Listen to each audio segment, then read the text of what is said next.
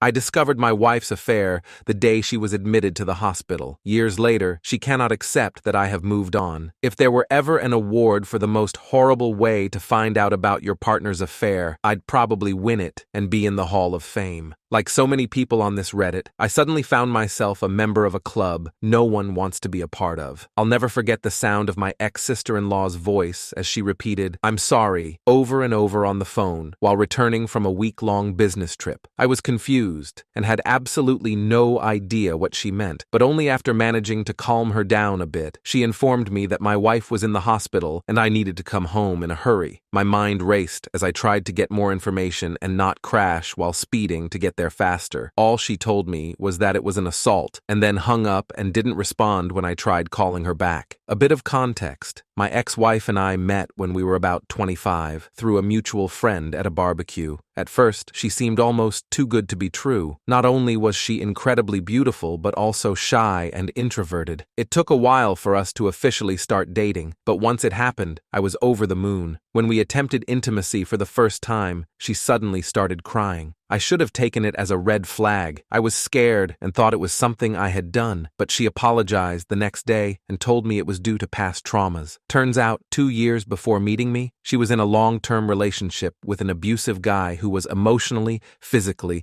and mentally abusive. He degraded her during intimate moments and then apologized. She had a flashback, but she assured me it had nothing to do with me. So we decided to take things slow, as she was still in therapy. It was challenging, but as I loved her so much, I thought we could overcome it and strengthen our relationship. Fast forward another year, and we got engaged. The first time we were intimate also happened during this stage. I was fortunate to be able to buy a house for us, courtesy of my late uncle's inheritance. Things were going great, and I suggested we could plant a peach tree, important for later, to symbolize new beginnings, and she loved the idea. We got married shortly after, and frankly, it was absolutely amazing. Of course, we had our ups and downs like all married couples, but we considered ourselves lucky because she always made sure we didn't go to bed angry at each other and gently pointed out if I did something that bothered her. At some point in life, it just happened.